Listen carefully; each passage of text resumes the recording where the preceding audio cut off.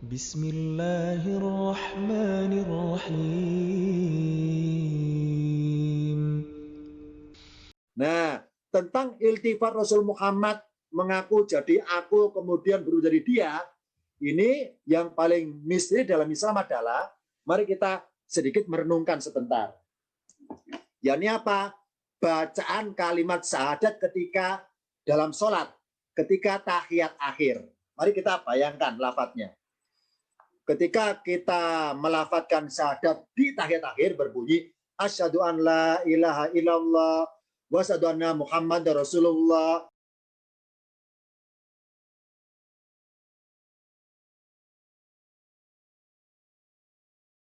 Assalamualaikum warahmatullahi wabarakatuh. Pada kesempatan di malam hari ini akan kita melanjutkan pelajaran ngaji ilmu alat. Hari ini kita bertema tentang mengenal istilah iltifat dalam berbagai ayat di Al-Quran. Iltifat pengertian singkatnya adalah mengalihkan perhatian. Akan kita kaji contoh beberapa ayat yang bermuatan mengalihkan perhatian. Sebetulnya bahasan iltifat itu salah satu sub atau materi yang detail di tingkatan ilmu alat paket 10 ke atas. Karena cabang-cabang dari atau salah satu cabang dari ilmu balaghah, ilmu sastranya Al-Quran. Iltifat ini salah satu cabangnya. Ya, kita buka dulu. Pertama tentang definisi dari pengertian iltifat. Pada materi pelajaran ilmu alat paket 7 dikenalkan kata yang bernama domir atau kata ganti. Jadi di antara yang ada di sini yang merasa ikut kajian ilmu alat paket 7 insya Allah sudah mengenal istilah yang namanya domirun. Domirun salah satu isim dari cabang-cabangnya isim jamid. Apa jamid? Isim bentuk baku. Nah, domirun artinya kata ganti. Nah, sedangkan domirun secara umum terbagi menjadi 3. Yang pertama ada domirun goibun, yakni kata ganti untuk pihak yang ketiga yang tidak hadir di tempat. Yang kedua domirun mukhotobun, domir mukhotob, yakni kata ganti untuk pihak yang kedua yang berhadapan. Yang terakhir adalah domirun mutakalimun, domir mutakalim, yakni kata ganti untuk pihak yang ke-1. Jadi berarti domir terbagi menjadi 3 arah, mengarah kepada pihak ketiga namanya domir goib, mengarah kepada pihak kedua namanya domir mukhotob, dan mengarah kepada pihak pertama namanya domir mutakalim. Ini salah satu modal paling mendasar untuk mempelajari tentang iltifat. Harus sudah khatam tentang domir. Nah, karena iltifat itu salah satu materi dari tingkatan paket 10 ke atas, otomatis sudah melewati tingkat 7. Sudah melewati paket 7, karena sudah mengenal domir di paket 7, maka di paket 10 ke atas, kelanjutan dari sub-subnya, yakni mengenal iltifat atau ayat yang mengalihkan perhatian. Lanjutannya, domir goib, yakni kata ganti untuk orang ketiga. Contohnya apa? Huwa, huma, hum. Dia laki-laki, mereka berdua laki-laki, hum, mereka laki-laki. Hiya, huma, hunna. Dia perempuan, huma, mereka berdua perempuan, hunna, mereka perempuan. Jadi dia atau mereka kedua-duanya masuk dalam kategori domir goib, yakni kata ganti orang yang ketiga karena tidak hadir di tempat. Berikutnya domir mukhotob, contohnya apa? Anta, antuma, antum. Anta kamu laki-laki, antuma kalian berdua laki-laki, antum kalian laki-laki. Anti kamu perempuan, antuma kalian berdua perempuan, antunna kalian perempuan. Oh, berarti anta dan antum atau anti dan antunna kedua-duanya masuk kategori domir mukhotob, yakni kata ganti orang yang diajak bicara alias pihak yang kedua hadir di hadapan. Berikutnya domir mutakalim. Contohnya mana? Ana, aku, nahnu, kami. Oh, berarti domir mutakalim cuma dua. Ana, aku, dan nahnu, kami. Kenapa mutakalim maksudnya? Yakni kata ganti pihak pertama yang berbicara. Kalau mukhotob yang diajak bicara. Kalau goib yang dibahas dalam pembicaraan. Ini mengenai domir secara lengkapnya huwa, huma, hum. Ya, huma, hunna, domir goib. Anta, antuma, antum. Anti, antuma, antunna, domir mukhotob. Yang terakhir, ana, nahnu, keduanya domir mutakalim. Dengan bermodalkan kenal yang namanya domir, maka diharapkan ada peningkatan ilmu. Ini apa? Kenal tentang namanya iltifat. Karena iltifat satu kaitan dengan domir-domir. Kita buka tentang iltifat. Iltifat atau kalimat yang bermaksud mengalihkan perhatian itu banyak. Banyak. Lengkapnya ada 7 macam. Nah, karena hari ini materinya waktunya singkat, saya beri 2 dulu. Nanti yang 5 sisanya pada pertemuan berikutnya. Iltifat pertama adalah minal mutakalimi ilal mukhotobi. Yani akan saya berikan contoh ayat yang bermuatan mengalihkan perhatian. Ini apa? Perhatian dari pihak pertama beralih kepada pihak kedua. Minal mutakalimi dari pihak pertama yang berbicara, ilal mukhotobi kepada pihak kedua yang diajak bicara. Ini contoh pertama tentang iltifat. Saya buka pada tampilan berikutnya. Apa iltifat? Mengalihkan perhatian. Yang pertama saya ambilkan dari surat Yasin ayat 22. Saya baca kalimatnya. Wa ma liyala a'budu, kalau perkata ya, saya baca perkata. Wa ma liyala a'budu alladzi fatoroni wa ilaihi turja'una. Wa ma liyala a'budu, sedangkan terjemahnya saya berikan arti bebas. Wa ma liyala a'budu, mengapa aku tidak menyembah dalam kurung Tuhan alladzi fatoroni, yang telah menciptakan aku.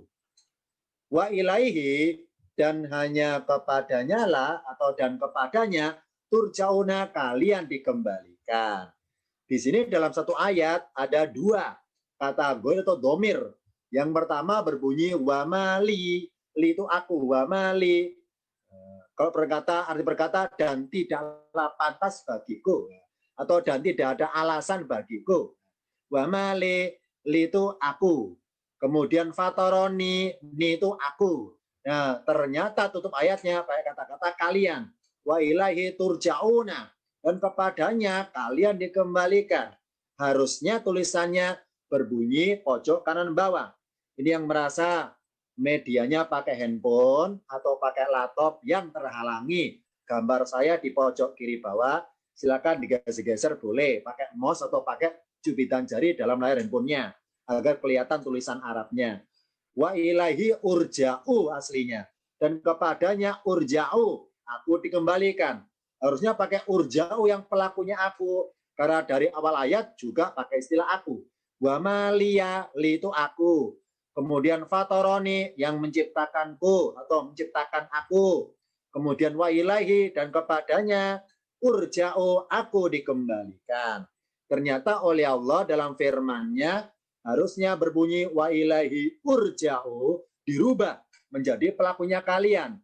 Wa ilaihi turja'una. Akan kita ungkap kenapa Allah dalam firman-Nya mengalihkan perhatian dari berkata atas nama aku, kemudian beralih kepada area yang lain atas nama kalian. Akan kita ungkap kenapa di surat Yasin 22 tidak berbunyi akhirannya wa ilaihi turja'u, kenapa berubah menjadi wa ilaihi turja'una, kenapa tidak pelakunya aku urja'u, dan kenapa berubah pelakunya kalian turja'una. Kita buka pada catatan berikutnya. Berubahnya domir aku. Nah, siapa aku di sini dalam kisah ayatnya? Ini adalah penggalan adegan seorang. Seorang siapa? Salah satu orang dari ulama negeri Antokia. Yang waktu itu ulama tersebut yang bernama Habib Najjar. Nah, beliau ini punya anak. Anaknya kena penyakit, lama nggak sembuh-sembuh. Nah, beliau ini atau si ulama ini penyembah berhala. Penyembah berhala. Maka dia mencurhatkan segala keluhan penyakit anaknya kepada patung itu. Lama nggak sembuh-sembuh. Akhirnya beliau didatangi utusan dari Nabi Isa alaihissalam. Nabi Isa mengutus dari Yerusalem ke negeri Antokia. Kalau ingin tahu di mana Antokia? Di negeri Damsyik, sekarang namanya Damsyik. Ya, negeri Damsyik. Ya. Nah, jadi negeri Damsyik, Damaskus, Damsyik, negeri Antokia. Nah, setelah beliau ketemu dengan utusan Nabi alaihissalam, intinya adalah beliau beriman akhirnya. Beliau beriman, nyembah Allah, dan anaknya sembuh. Nah, ketika Habib Najjar tanya kepada utusan Isa, beliau tanya, kalian mau ngapain? Mau kemana kalian? Kami menghadap kepada penguasa Antokia untuk mengajak masuk Islam bersama ajaran Nabi kami Isa alaihissalam. Maka mereka berangkatlah menemui pemimpin Antokia. Intinya,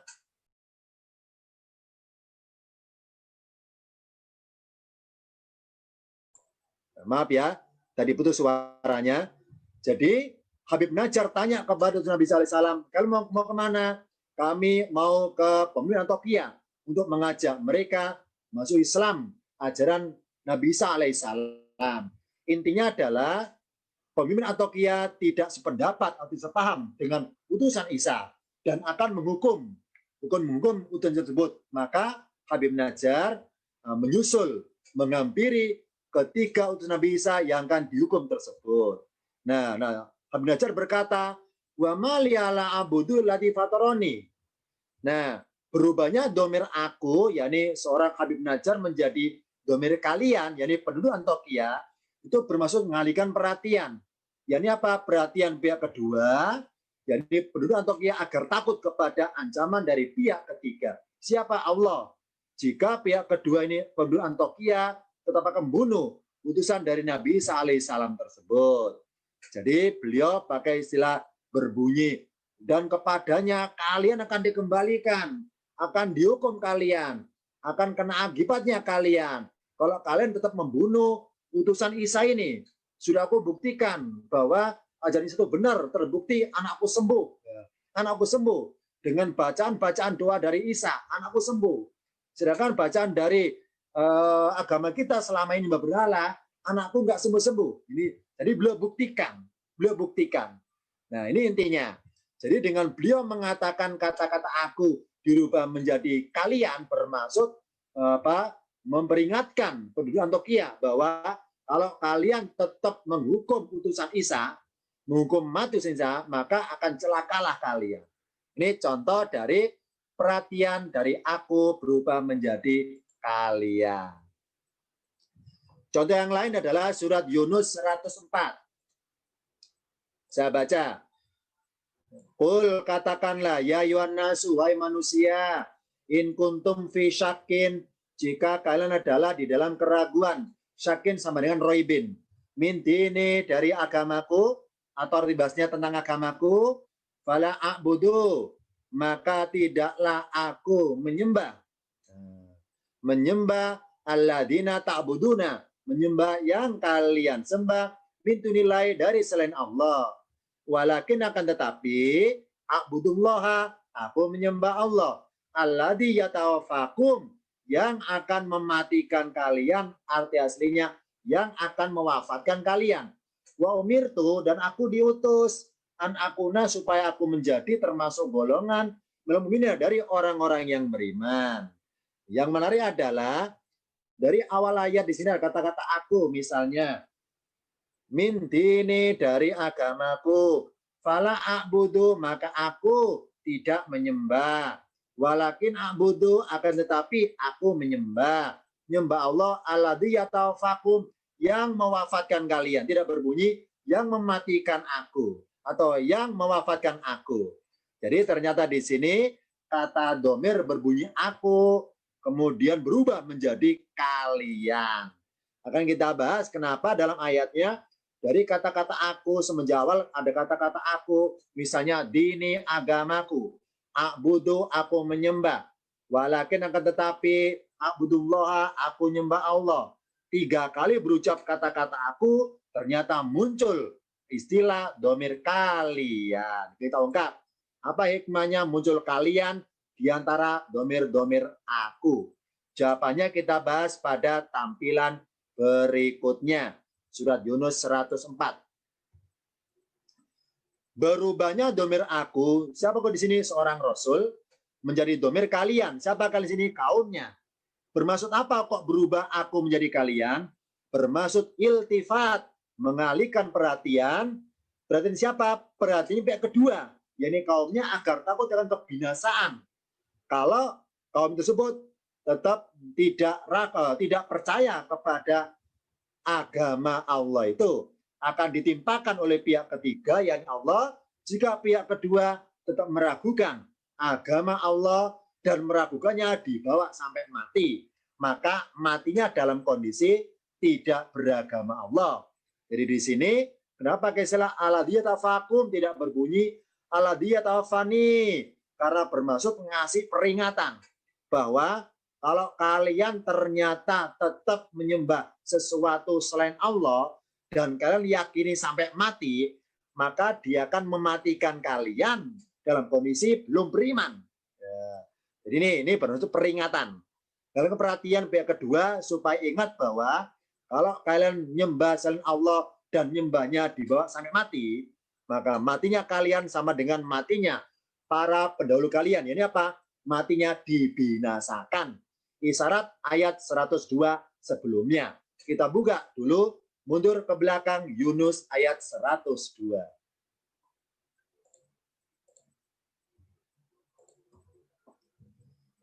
Fahal yanduruna, ini bersifat sindiran. Fahal yanduruna illa mithla ayyamil ladina khalau min qablihim. Qul fantadiru inni ma'akum minal muntadirina. Fahal yanduruna, ini arti bebasnya, mereka tidak menunggu-nunggu, illa kecuali menunggu apa? Menunggu hari-hari yang bermuatan kejadian-kejadian, mithla ayamin, sama dengan seperti hari-hari yang bermuatan kejadian-kejadian yang menimpa siapa? Menimpa aladina khala min qablikum, menimpa orang-orang yang telah berlalu dari sebelum mereka. Maka katakanlah, fantadiru, tunggulah kalian, tunggulah. Intinya adalah tunggulah kebinasaan kalian. Kalau kalian masih meragukan agama Allah, tunggulah. Ini makum minal muntadirin, sungguhnya aku termasuk orang-orang yang menunggu bersama kalian. Nah, ayat berikutnya ada lebih heboh lagi bunyinya. Apa? Summa nunajji rusulana waladina amanu. Kenapa pakai summa? Karena setelah mereka nunggu lama, ternyata Allah binasakan mereka dengan matinya mereka dalam kondisi nggak beriman. Entah kena bencana apa oleh mereka, Allah timpakan sesuatu. Tapi dari banyaknya korban yang tertimpa itu, Allah menyatakan tsumma nunajji. Kemudian kami selamatkan rusulana, utusan kami, waladina, dan orang-orang yang beriman. Kadzalika, seperti itulah hakon alaina, kewajiban atas kami, nunjil muminina, menyelamatkan orang-orang yang beriman. Apa yang menariknya kata nunji? Masih ingat yang merasa pernah saya bagikan materi atau makalah dalam file PDF tentang lafadz nunji? Ini lebih detail lagi kajiannya. Nanti kita bahas kesempatan yang lainnya. Nunji. Nunji tulisannya pakai ya, Allah hilangkan ya-nya. Langsung nunjil mu'minina. Enggak pakai ya. Harusnya pakai ya. Dalam kajian ilmu alat paket 5 atau paket 6 harus pakai ya. Nunji ada ya-nya. Tapi kalau dihilangkan. Nah, kenapa dengan ya-nya? Itu dibahas dalam kajian ulumul Quran. Jadi, nah mereka nunggu apa? Hanya nunggu kejadian nimpa mereka. Kalau mereka pada akhirnya nggak mau beriman sampai matinya mereka itu. Berikutnya, Contoh iltifat atau mengalihkan perhatian, kalau tadi minal mutakalimi ilal mukhotobi, sekarang ilal goib, dari pihak pertama kepada pihak ketiga. Kalau tadi pihak pertama menuju pihak kedua, sekarang pihak pertama kepada pihak ketiga. Dari yang berbicara kepada yang dibicarai atau dibahas dalam pembicaranya, alias membiarkan tentang dia yang tidak ada di tempat. Ini berikutnya adalah contoh iltifat, ayat mengalihkan perhatian pihak pertama beralih kepada pihak yang ketiga. Contoh pertama, saya ambil dari surat Al-A'raf 158. Saya baca per kalimatnya. Kul katakanlah, ya ayyuhan nasu, wahai manusia, ini sesungguhnya aku Rasulullahi, utusan Allah, ilaikum kepada kalian jami'an semuanya. Allah siapa? Alladzi yang lahu baginya atau miliknya mulkus samawati wal ardi, kerajaan langit dan bumi. La ilaha, tidak ada Tuhan, illa huwa, kecuali dia.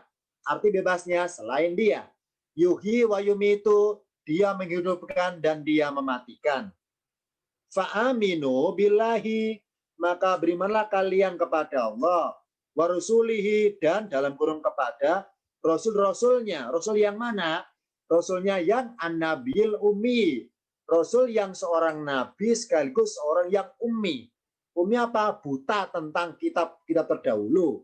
Buta huruf tentang kitab Taurat. Buta huruf tentang kitab Injil. Buta huruf tentang kitab-kitab samawi. Alladzi yu'minu, yang si Rasul itu, alladzi yu'minu, yang beriman bilai kepada Allah, wa kalimatihi, dan dalam kurung beriman kepada kalimat-kalimatnya, wa tabiuhu, dan ikutilah ia, ikutilah Rasul itu, la'alakum, agar kalian tahtaduna, kalian mendapat petunjuk. Nah, kalimat yang digaris bawah ya ada 3. Pertama, pengakuan pakai domir ana atau aku. Wahai manusia, aku ini seorang Rasul. Jadi Nabi Muhammad bilang, wahai manusia, ini Rasulullah. Sungguhnya aku seorang Rasul. Sungguhnya aku seorang Rasul.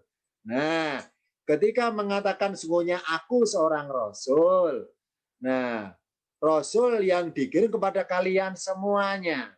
Rasul siapa? Rasulullah. Aku ini seorang Rasul Allah. Nah, karena aku seorang Rasulullah, fa'aminu billahi, maka berimanlah kalian wahai manusia, beriman kepada Allah dan Rasulnya. Tidak berbunyi, berimanlah kepada Allah dan beriman kepada aku kan Rasulnya, tidak gitu bunyinya. Jadi kepada Rasulnya. Jadinya Rasulnya apa ini? Pihak gaib, pihak ketiga. Watabihu, dan ikutilah dia, nggak berbunyi, dan ikutilah aku kan Rasulnya. Nggak seperti itu ayatnya.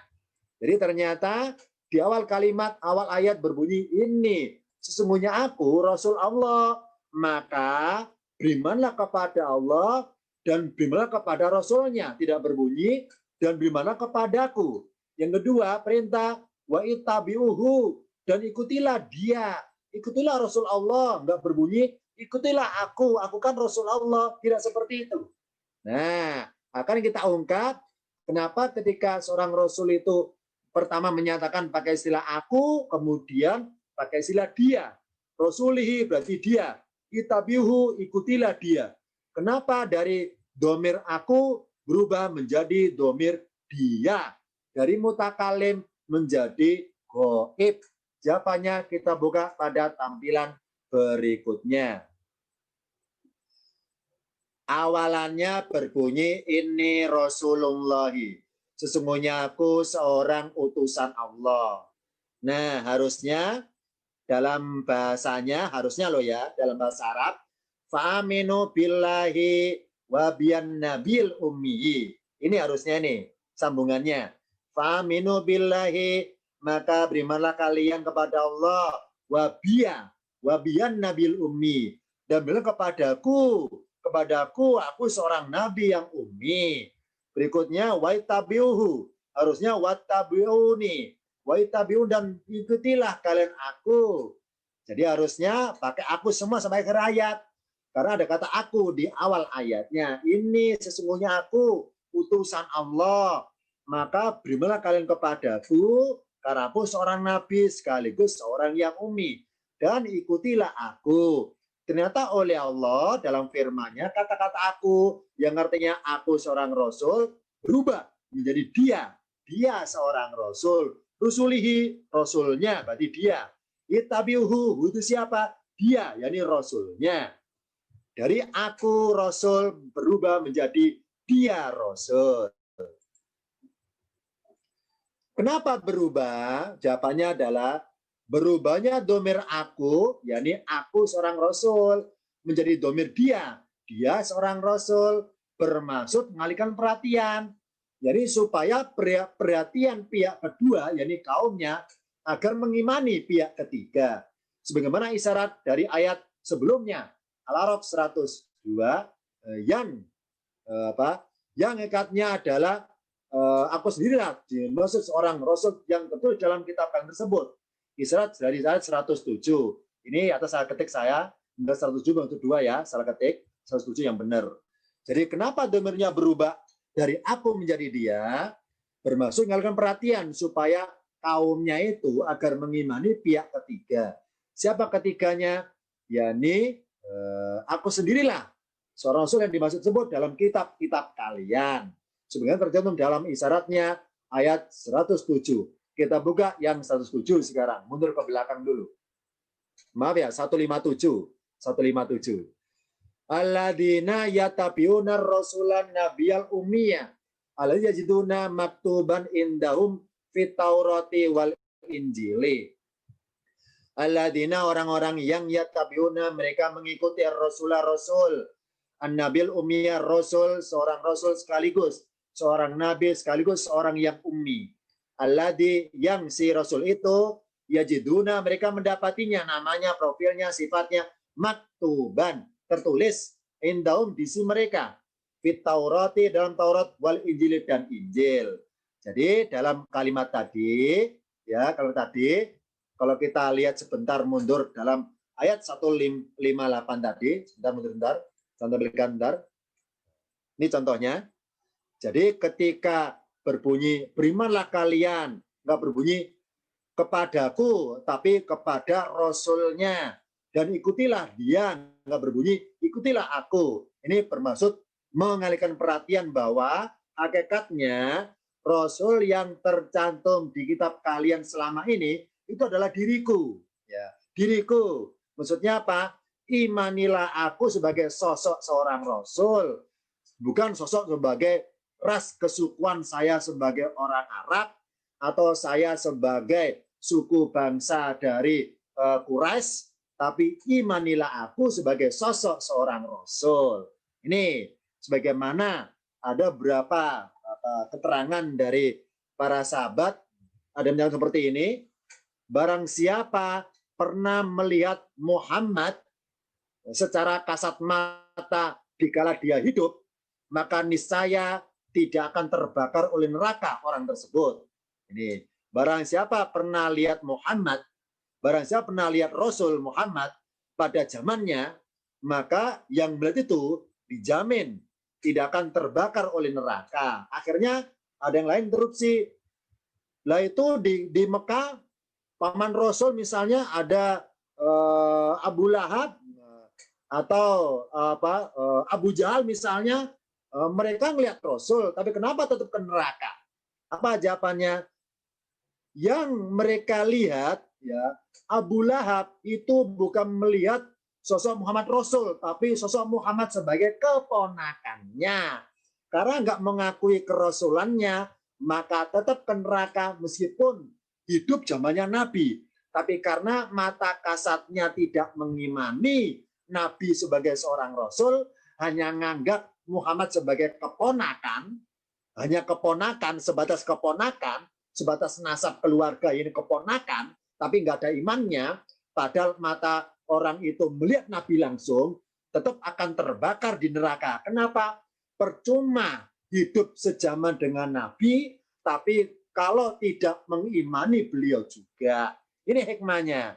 Jadi ada kata Rasuli, tidak berbunyi berimanlah kepadaku kalau aku kesannya pribadi. Kalau rasulihi atas nama dinas. Ya, ini apa? Wahai manusia, berimanlah kepadaku. Aku sebagai utusan dinas. Ya, ini apa? Utusan dari Tuhan Allah, aku seorang nabi sekaligus seorang yang ummi. Maka ikutilah dia. Dia siapa? Dia yang namanya tercantum di kitab kalian itu. Nah, itu adalah aku sebetulnya. Ini pengertian ittaba'uhu dari aku seorang rasul berubah menjadi dia seorang rasul. Nah, tentang iltifat Rasul Muhammad mengaku jadi aku kemudian berubah jadi dia, ini yang paling misteri dalam Islam adalah, mari kita sedikit merenungkan sebentar. Yakni apa? Bacaan kalimat syahadat ketika dalam sholat, ketika tahiyat akhir. Mari kita bayangkan lafadznya. Ketika kita melafatkan syahadat di tahiyat akhir berbunyi asyhadu an la ilaha illallah wa asyhadu anna Muhammadar Rasulullah. Itu kalau kita yang mengucapkan. Ya. Mari kita bayangkan bagaimana Rasul ketika sholat, ketika beliau sendirian sholat, atau beliau sendiri melafatkan dalam sholatnya, membaca lafaz syahadat itu bagaimana? Apakah berbunyi sama dengan kita yang berbunyi asyhadu an la ilaha illallah wa asyhadu anna Muhammadar Rasulullah? Beliau Muhammad. Beliau sendiri Muhammad. Apakah berbunyi wa anna Muhammadar Rasulullah? Apakah seperti itu? Itu yang paling misteri dalam Islam. Misteri. Rasul enggak mengatakan. Rasul mengatakan bahwa ketika kalian bersyahadat, kul katakanlah, bacalah ini, bacalah ini.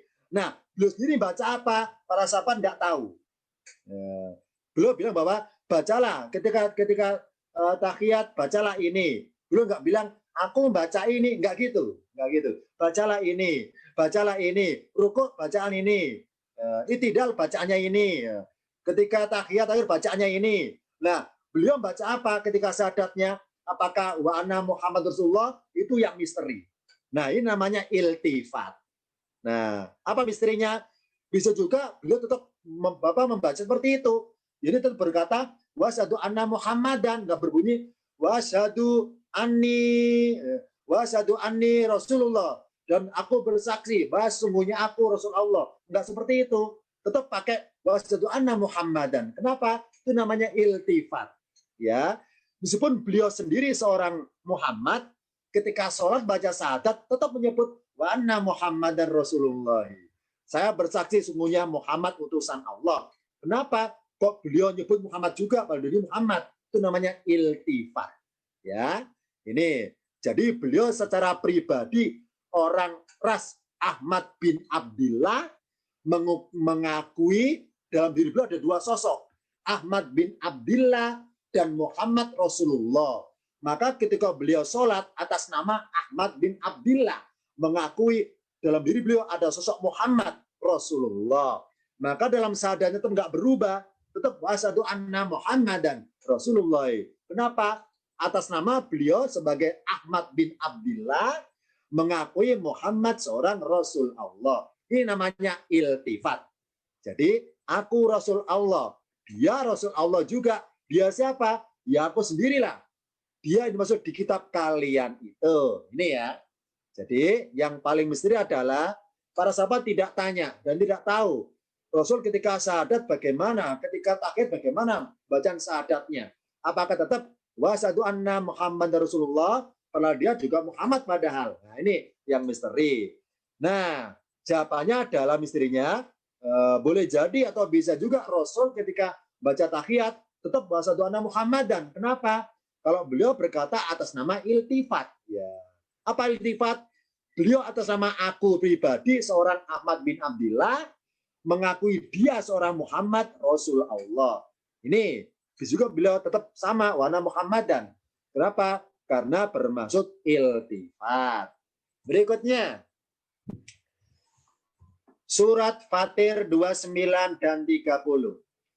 Saya baca per kalimatnya ya. Inna sesungguhnya alladzina orang-orang yang yatsluna mereka membaca kitab Allah wa qamus sholata dan mereka dirikan sholat wa anfaqu dan mereka menginfakkan mimma dari apa yang razaqnahum kami berikan rizki mereka siron secara rahasia sembunyi-sembunyi wa'alaniatan dan secara terang-terangan.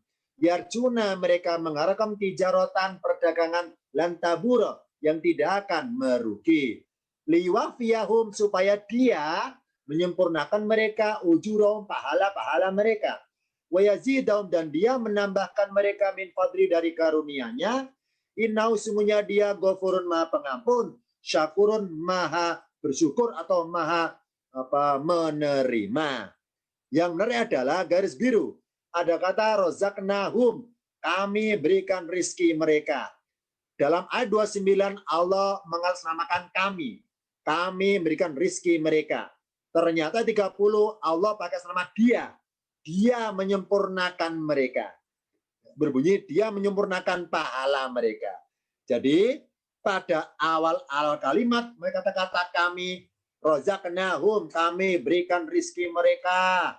Ternyata sambungan ayatnya nggak berbunyi linuwafiyahum, supaya kami menyempurnakan pahala mereka. Tapi ternyata Allah nuwafiyah, pelakunya kami dirubah menjadi dia. Liwafiyahum, supaya dia menyempurnakan mereka. Dia siapa? Ya kami itu sendiri. Nah, kenapa dirubah dengan kata-kata dia padahal tadi berkata kami? Akan kita ungkap pada tampilan berikutnya.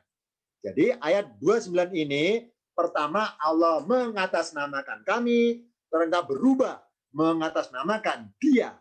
Dia menyempurnakan mereka. Tidak berbunyi kami menyempurnakan pahala mereka. Nah, kenapa dari kami domir mutakalim berubah menjadi dia, domir goib? Akan kita ungkap jawaban pada tampilan berikutnya.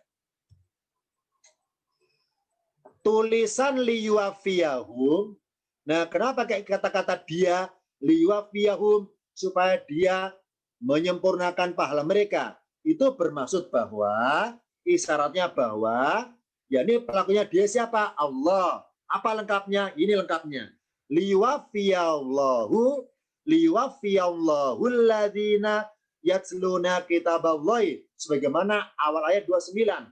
Innal ladina yatsluna kitaballahi, sesungguhnya orang-orang yang membaca kitab Allah, maka diharapkan supaya Allah menyempurnakan pahala orang-orang yang membaca kitab Allah.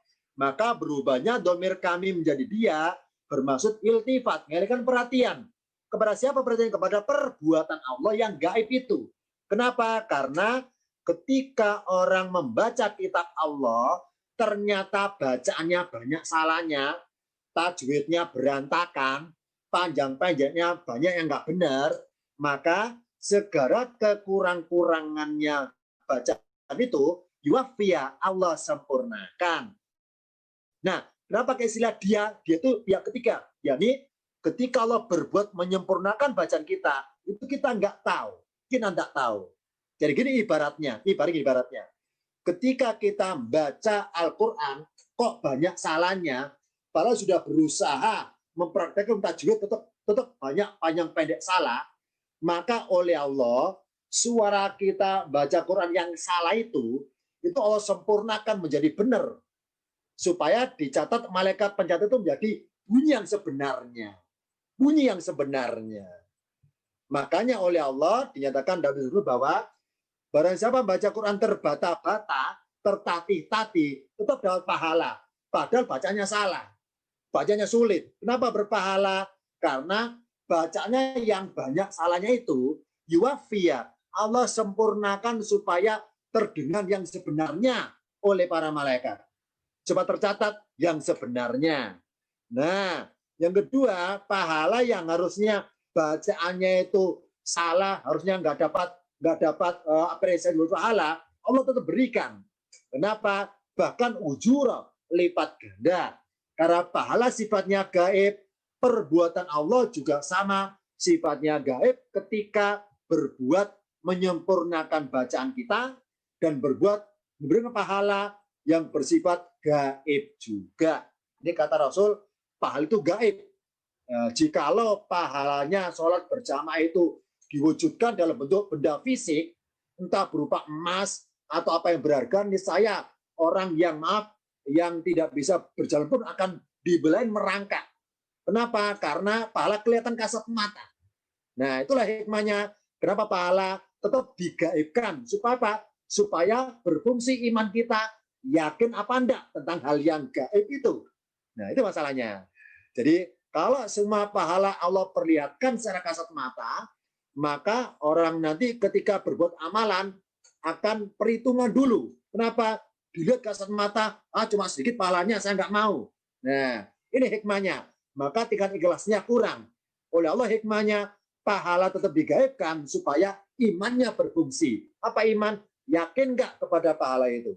Kalau yakin, maka saya akan amalkan. Nah, kalau nggak yakin, ya sudah, berarti nggak beriman. Ini pengertiannya apa? Domir yang tadi berkata kami dirubah menjadi dia. Siapa dia? Pihak ketiga. Dia nggak kelihatan di tempat. Alias ketika berbuat tidak terlihat oleh lawan bicaranya. Jadi tulisan liwafiyahum lengkapnya, failnya, pelakunya dia, yakni Allahu. Karena mereka membaca kitab Allahi.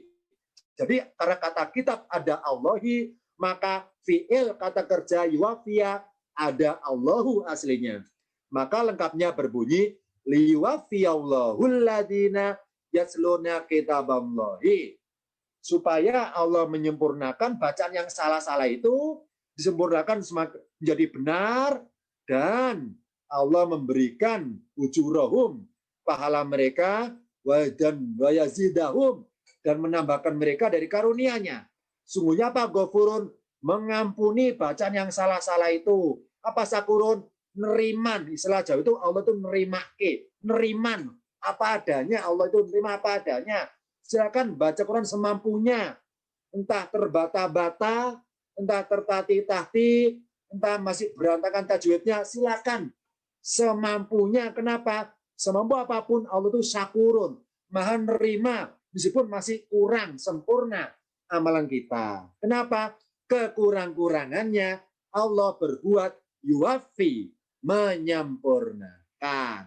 Ini hikmahnya dari domir kami berubah menjadi domir dia. Contoh yang lain, terakhir, Al-Baqarah 23. Saya baca per kalimatnya. Wa in kuntum, dan jika kalian adalah fi roibin, dalam keraguan, mimma, dari apa yang nazalna, kami turunkan, ala bidina, atas hamba kami, faktu bi suratin, maka datangkanlah satu surat, min mithli, dari semisalnya. Wa uda'u, kalau berkata alimnya doma ya, wa uda'u, dan panggillah oleh kalian syuhada'akum, para saksi kalian, min dunilai, dari selain Allah, in kuntum, jika kalian adalah shodiqina, orang-orang yang benar.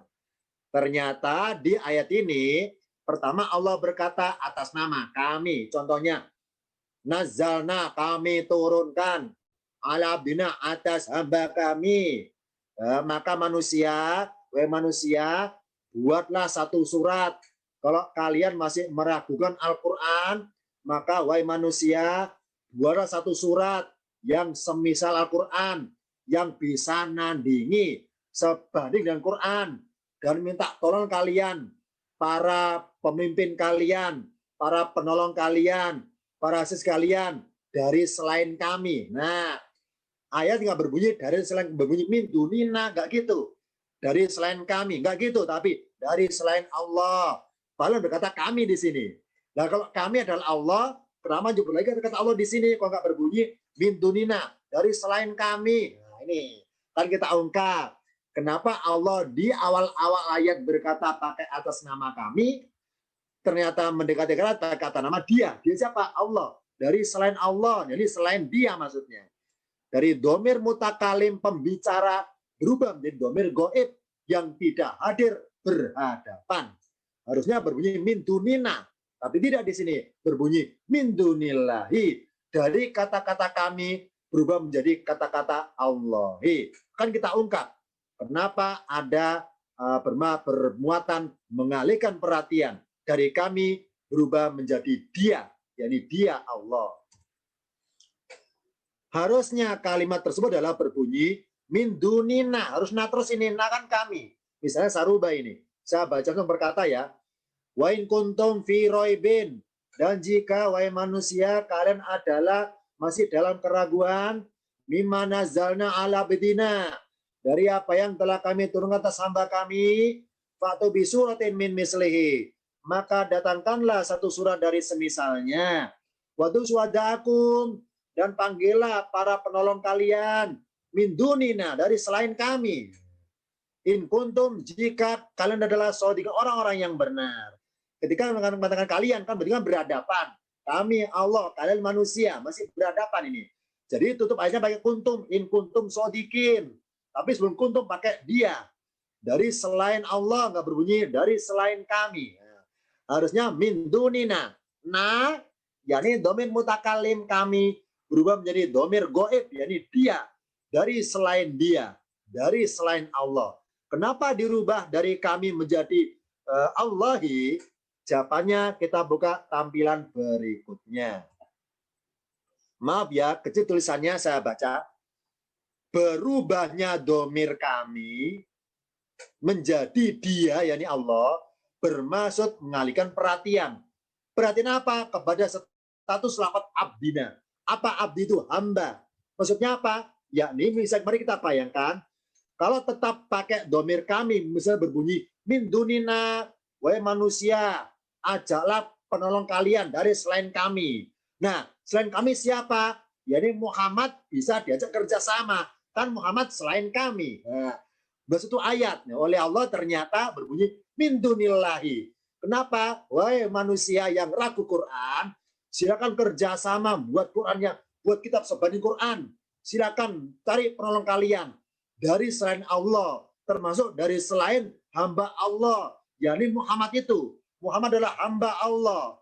Maka kalian tidak boleh ngajak Muhammad untuk kerjasama membuat ayat yang sebanding dengan Quran. Tidak boleh. Karena Muhammad adalah abdina, hamba kami. Jadi, kenapa beliau dibendunillahi? Supaya status abdi jelas. Bahwa abdi ini siapa? Abdillah. Muhammad adalah hambanya Tuhan Allah. Bukan hambanya Tuhan yang lainnya. Yang kedua, untuk menyelamatkan penafsiran yang salah. Kalau berbunyi min dunina, dari selain kami, maka berkesan siapa selain Allah? Termasuk Muhammad berarti selain Allah. Kan Muhammad makhluk, bukan Allah. Maka manusia bisa ngajak Nabi Muhammad untuk mengarang kitab supaya sebanding dengan Quran. Itulah supaya mempersempit gerak mereka bahwa mereka nggak boleh kerjasama dengan Nabi karena Muhammad termasuk hamba bagi Allah. Ini kata kuncinya. Kenapa berbunyi min dunillahi, tidak berbunyi min dunina. Dari domir kami berubah menjadi domir dia. Sudah disingkat contoh beberapa ayat. Ini saya berikan berseri. Seri pertama dari Senin ini dan edisi yang keduanya akan saya berikan pada hari Kamis mendatang.